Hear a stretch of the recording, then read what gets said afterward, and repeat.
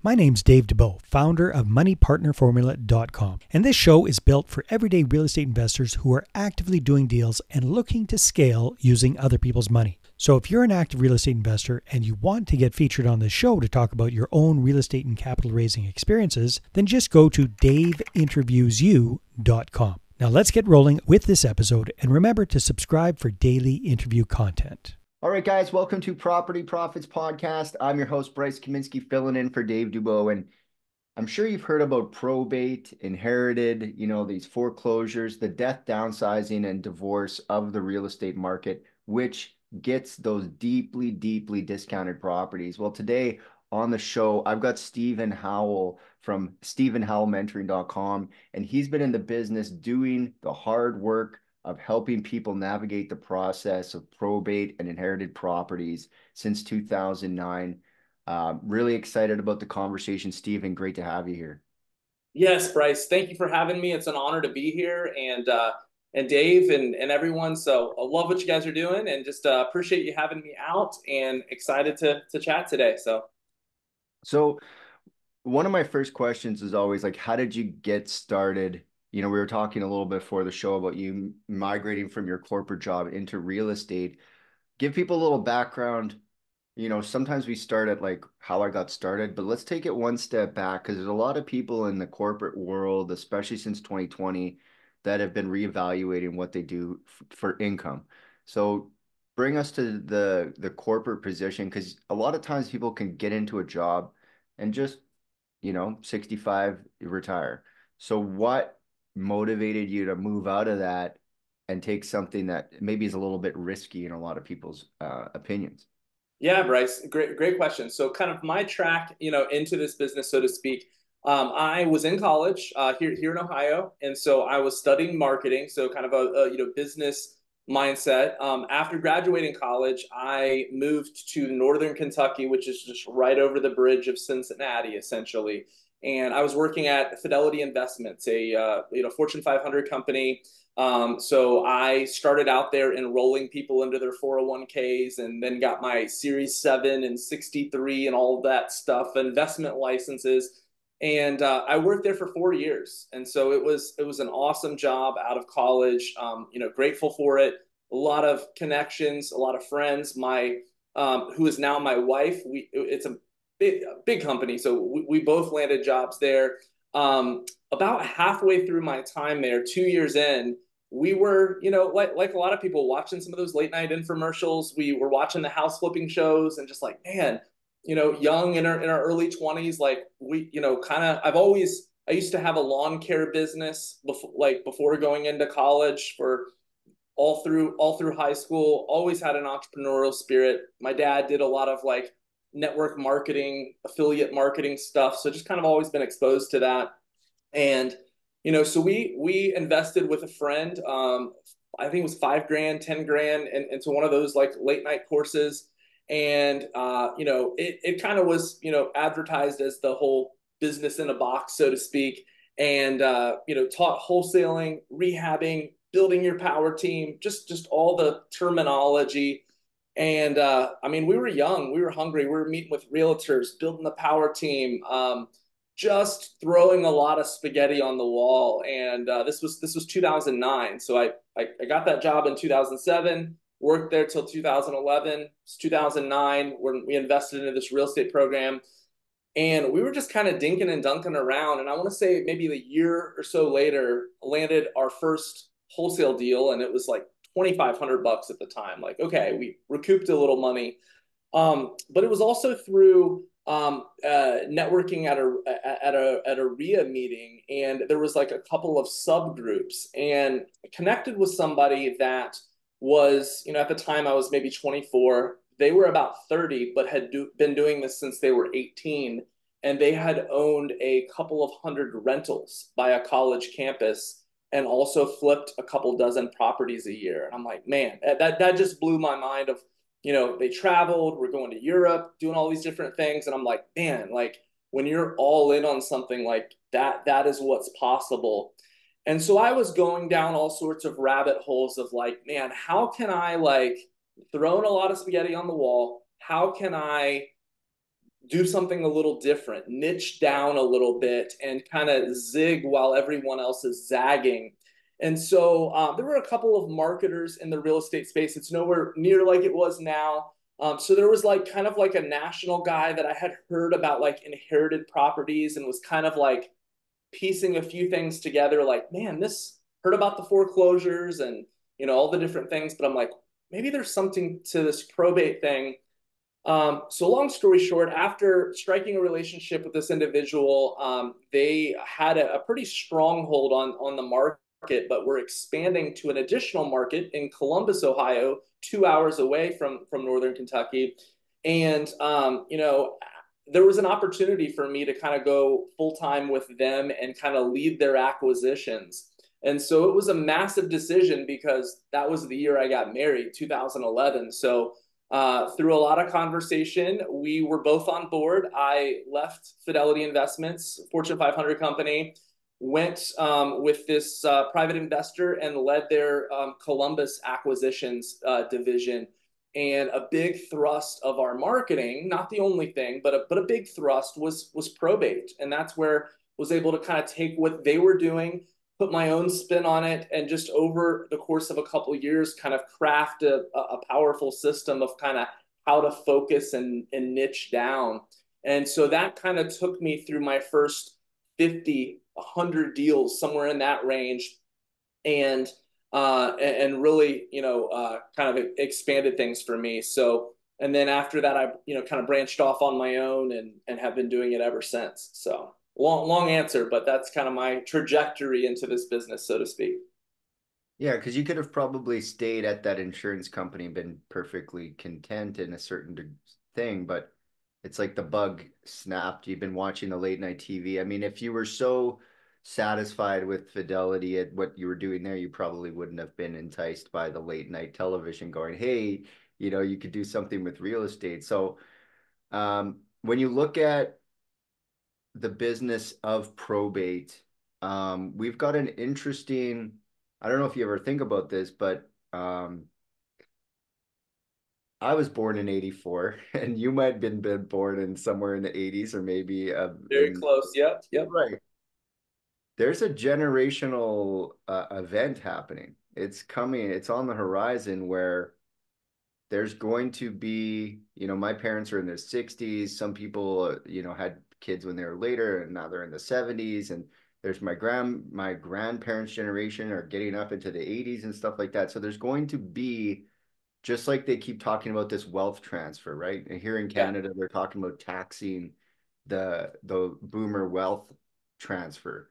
Yeah. And they're likely gonna, we're a socialist country. They're likely gonna get their hands in on that pie. But when it comes to the housing in the United States, there is an upcoming wealth transfer.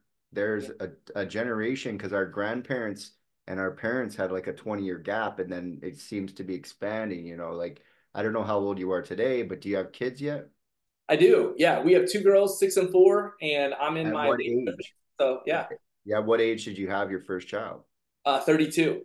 Right. And so you look at your parents and when they had you, Mm-hmm. probably 20 late 20s maybe from the 70s 80s, and Yeah. then you Mid look at 20s. our parents before that, their parents were like 21, 22, having the first set of kids. So it keeps stretching out, but what's happening is that those generations are, people are passing away as they get into their 70s 80s 90s, and in some cases, um there's no one around to grab there's no one around to actually deal with these estates. So, there's public trustees are coming in, and in some cases, the family might be fighting over it, or they just don't want to deal with it. They're living in like California now, and it's some house in just outside of Cincinnati somewhere, and they're all doing their lives, and they're like, who cares about this house out in the middle in the sticks in Cincinnati, or, just outside of Cincinnati. So do you Right. see that as an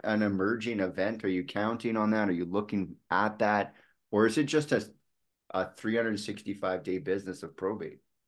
Yeah, that's awesome, Bryce. That is it's so true. There's some statistics out there. I don't have the official ones right in front of me, but that is exactly true. Like the baby boomer generation is passing, and there's something like, I forget, it was 82 billion, 47 billion, something like that, of what they're predicting, or maybe it was even trillion, that's going to be passing hands. And so there's terms I've heard, the silver tsunami, other type of terms for this event that's happening.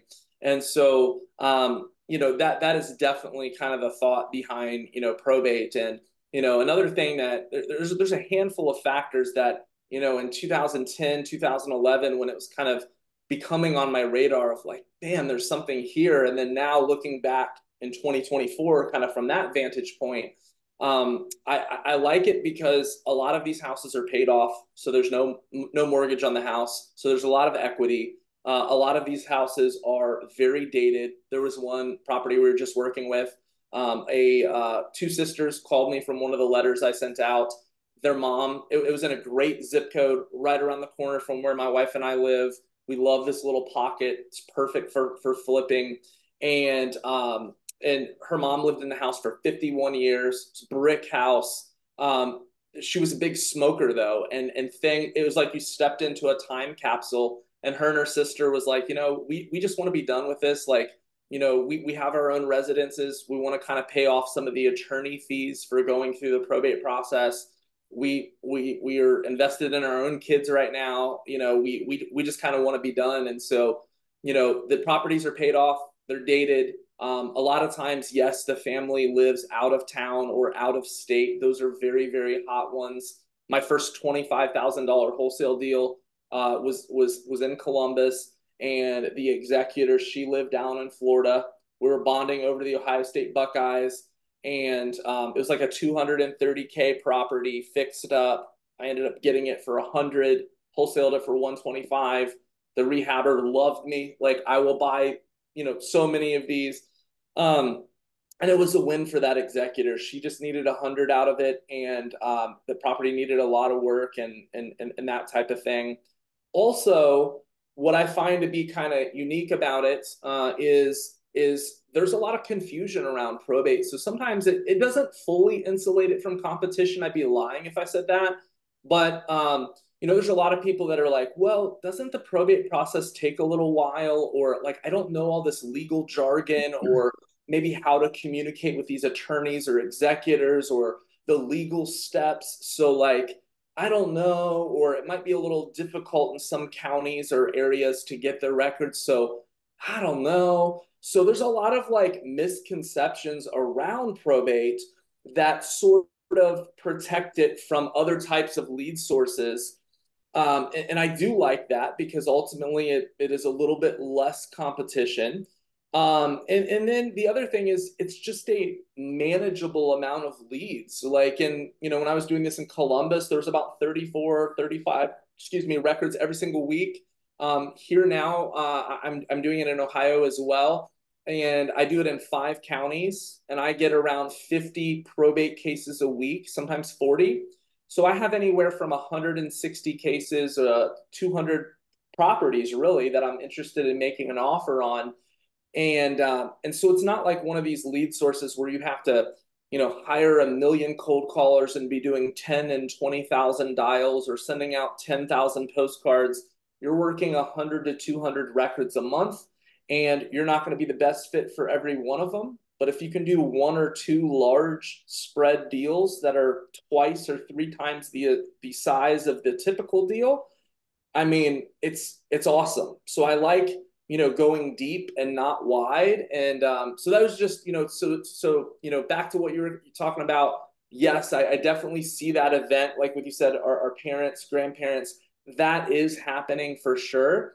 And so there is just a massive opportunity to understand how to market to these records, to build relationships with these probate attorneys, and just understand how to come alongside folks in this situation with a ton of empathy. We're not twisting their arm, trying to talk them into something, being able to serve them and just, cultivate some win-win opportunities. And, it's definitely there and ripe. And, it has been for a while, the 13 years or so that I've been doing it. So it's always been, if not my top lead source, definitely one of them, like one of the consistent pillars. And the other cool part is like, you see things in the real estate game, in today's day and age. There was the ringless voicemails, the texting, and Yeah. things come and things go.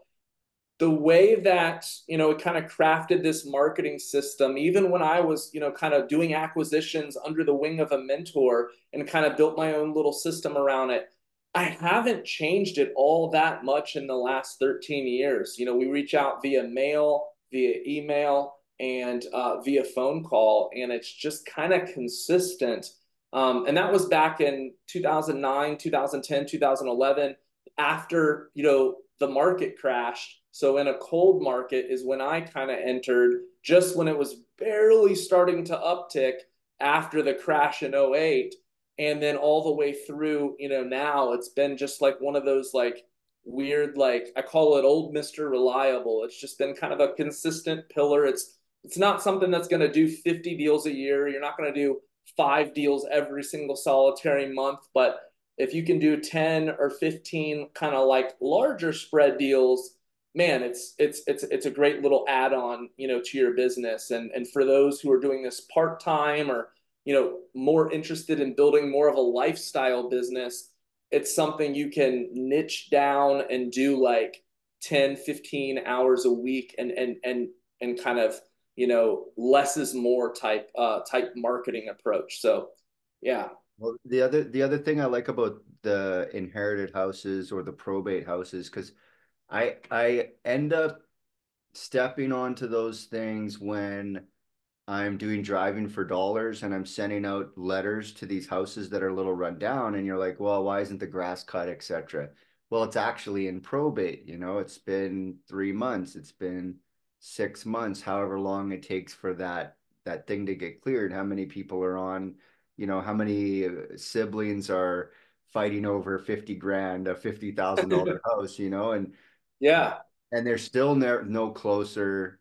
Maybe this weekend they're gonna get the bin and they're gonna go through it, but they're in the West Coast and they're flying in this weekend to go through this stuff, and that's when they get your letter at the door and they're like, "Oh, someone does want to buy this." They call you up, you go meet them, and it's a fairly like what I really do like about inherited houses is there's two things that are happening. One, that it's usually like you're saying, smoked in 30 years, and so the value is that work must be done to revive this house. And then the second side of it is that there's almost a negative magnetic emotional attachment. Some people want to hold on to things like this, but when it sure. comes to inherited houses, it's almost like trying to put two magnets together.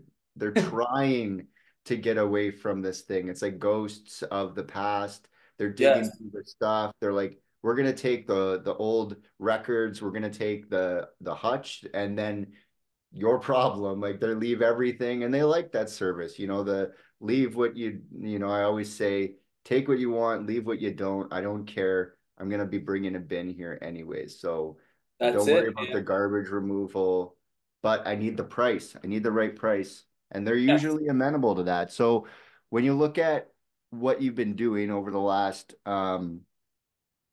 I guess it's coming up on 2 decades, right? To 2010, no, just over a decade. So when you look at it, you say, now that I've had this business going, you've decided to start helping people navigate this because it could be a nice lifestyle thing, do one a month, do one every couple months, and you knock off 20K, you might just kind of hang out for a month and then, keep the business rolling, throw the money back in the machine.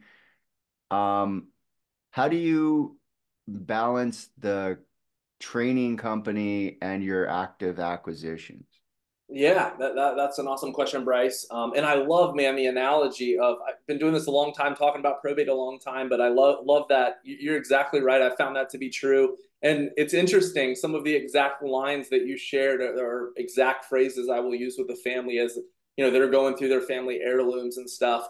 But yeah, the whole magnet, trying to put two of them together, and they just don't. They It is just like want out. They want out. They don't want to look at the house anymore. It's a depressing thing. It's sometimes when you get into, say you're in the foreclosure business, that's mhm. really hard because you're like pulling teeth. You're like, do you want to Yes. sell? The bank's pulling on it. Every other cold caller in town's pulling on it. You're pulling on it, and they're ducking your phone calls and stuff like that. Whereas in probate and inherited houses, they're like, thank goodness someone actually like, oh wow, it just happens to show up at our house when we need it. Like, yeah, because the the database triggered the probate list, and yeah, it's not a coincidence that you have my letter, but it does kind of feel like that, like, oh, it's a blessing in disguise.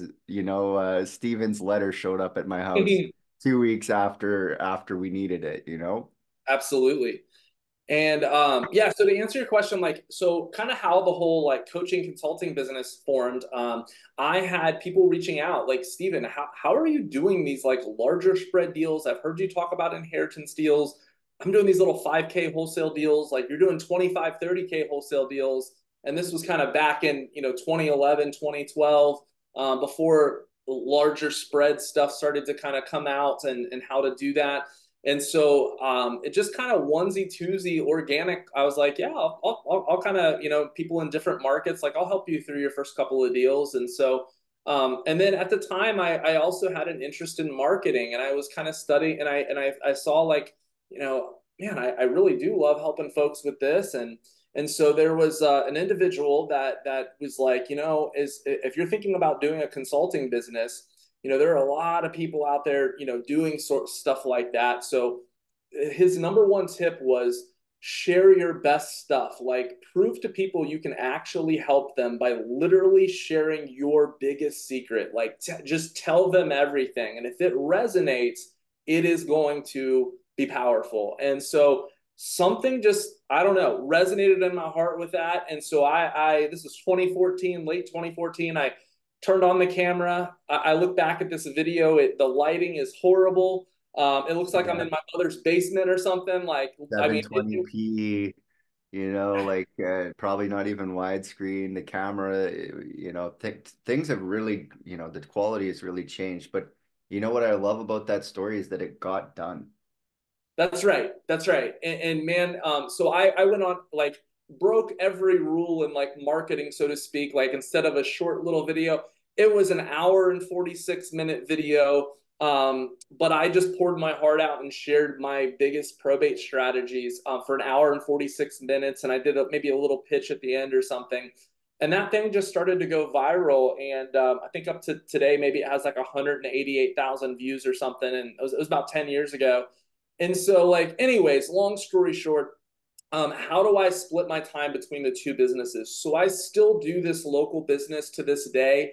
I have always resonated with kind of a lean operation. So I'm not one of these guys with a massive team doing 15, 20 deals a month with crazy overhead. I always like, kind of keeping it in that two, three, four, five a month range, low expenses, low overhead. And so I operate my house business with a few executive assistants and virtual assistants, and that's kind of half my day, and then the other half of my day is for my consulting business. And the way I've always done that is I just come alongside folks for an entire year. They have my cell phone. We have a little walkie-talkie, and so I keep the consulting business very small, where I may be working with 7 or 8 or 10 people at a time max, because that's just all the time I faithfully have to be able to like faithfully like be there for them on the back end.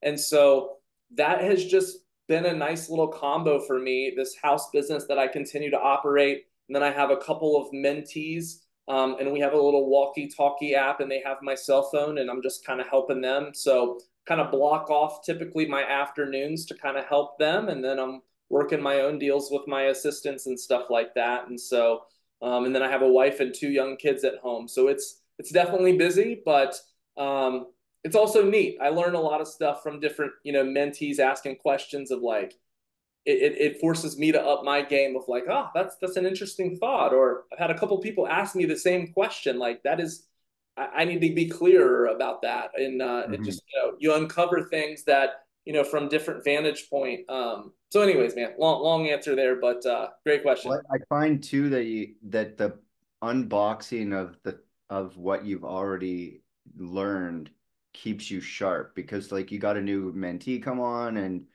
you're now going back into the archives in your head and you're like, okay, I'm going to unbox this again for them. And every time you unbox and box up your knowledge, some people are great players and terrible coaches. Wayne Gretzky, great player, terrible coach. But that's because they just lack the ability or the desire to explain the process, or they can't, make it clear enough. And so, with all the things that you do, what would you say your secret sauce is, the unfair advantage? What comes easy to you that other people find difficult to do? Yeah, I think just a heart for people and empathy, and I think that I think was definitely just a gifting that I've had, but it was honed at my time at Fidelity Investments when I was there 07 to 11. The market crash, so just speaking with a lot of people that they're going through a market crash, so I remember that I had a little headset and that the phone went red. There's a red light, just endless amounts of calls coming in, and so that taught me a lot on the phone and how to handle high volume and tons of empathy. So that has been something not only that served me well in my local house business, but then on the coaching side of just kind of, this is a real person. They've invested their hard-earned money. They're trying to get their business. They're throwing spaghetti on the wall, just like I was back in '09.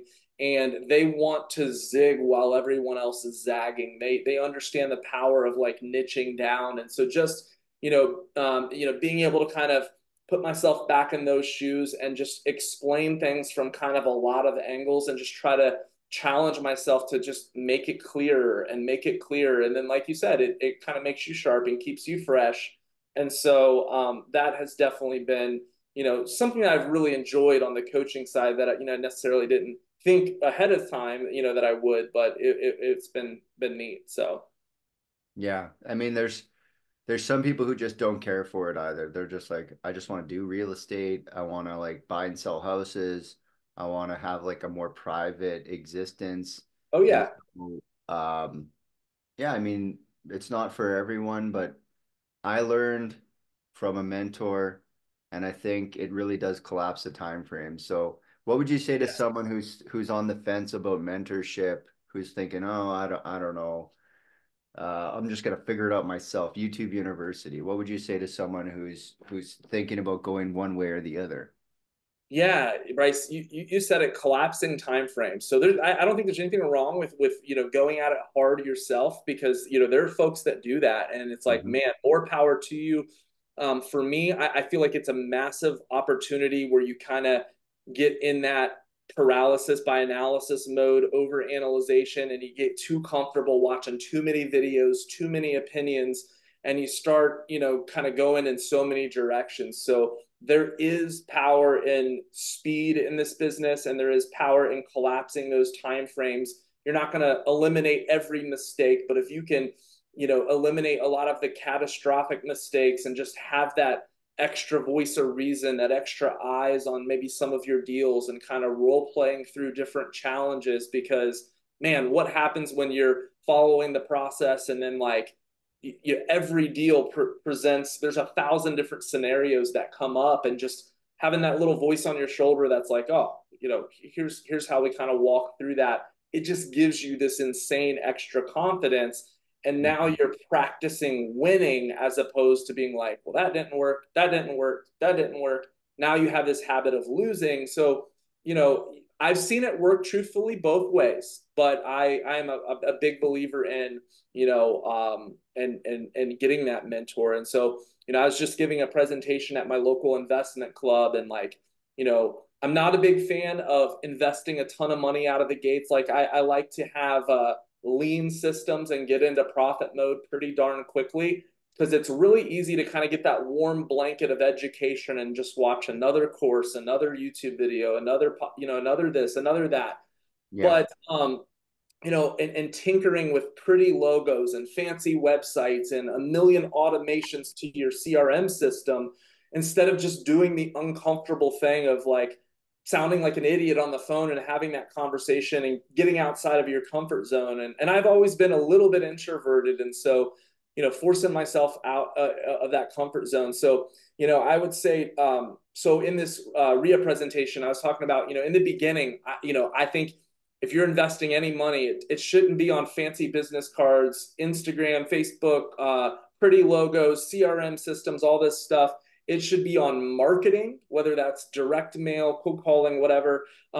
Marketing or mentoring is how I think, if you're investing some operating capital into the business, doesn't need to be setting up a $5,000 LLC and all these like fancy things. Marketing and mentoring, like get marketing, get generating leads, get some mentoring so you can collapse those time frames. I think that's a good, in my opinion, at least a good kind of standard to go by. And then after you've kind of proven it to yourself, you've got some revenue into the business, we can go back in and kind of fill in some of those gaps on some of those things that are wonderful things, CRMs and automations and, huge assets to the business at the right time. Yeah, I can remember when I was coaching, 30 or so students every quarter, there's a certain group that would perform non-income activities to avoid the discomfort of income generating activities like calling realtors, making offers, seeing properties, sending out marketing, knocking on doors. These things make money. These things don't make money. Your website, your business card, maybe your business card, but you can also just give someone a scrap of paper with your name on it. What else? You're putting your corporate structure together. Like these things don't make you money right out the gate, but these things do, so how fast we can get to income, bootstrap it, get to the money, I would always say they'd rather shoot themselves in the foot than go to war. So, go to war. Real estate is out there. You got to go. It's a contact sport. You got to go out there. So if people want your help, they want to know a little bit more about you, strike up the conversation a little further, what should they do? How do they find you? Yeah, number one way is just go to Steven Howell Mentoring. It should be on the screen, StevenHowellMentoring.com. You can click to subscribe. I have an email newsletter. I send out about 1 or 2 emails a week. And I give away a free 10-day video boot camp, kind of going in a little bit more detail. Every little video is like 5 minutes, kind of going into the probate process. So Steven Howell Mentoring would be the best way. Other than that, you can YouTube me, Steven Howell on YouTube. But I'd say go to Steven Howell Mentoring, get you that free probate boot camp, and then connect with me via email. So awesome. Well, I really appreciate you stopping by, letting people know a little bit. Hopefully, the cat's not out of the bag and it can still be profitable. But when you look at probate across the United States, I'm sure there's a few more houses that are coming up every week. Every year, it's death, downsizing, and divorce, the 3Ds. yep. It keeps the market churning, so it'll still be there. Steven, really appreciate your time. Bryce, it was my pleasure. Give Dave my best. Love what you guys are doing, and honored to be on here. Appreciate it. Awesome. Until next time, guys, we'll catch you on the next video. Hey there, I really hope you enjoyed that episode. And as always, if you want to listen to more daily interview content, make sure you subscribe. And if you're an active real estate investor and you're doing deals and you'd like to get featured on this show, then just head over to daveinterviewyou.com. Now at moneypartnerformula.com, we help real estate investors to create a process for predictably getting capital so they can do more deals without relying on hard money lenders or the banks. We do this by building them a private capital marketing system. Now, if you want help turning yourself into a big money capital attraction machine, then book a call with our team to see how we can help. Just visit moneypartnerformula.com to find out more. All right, take care, and we'll see you on the next interview.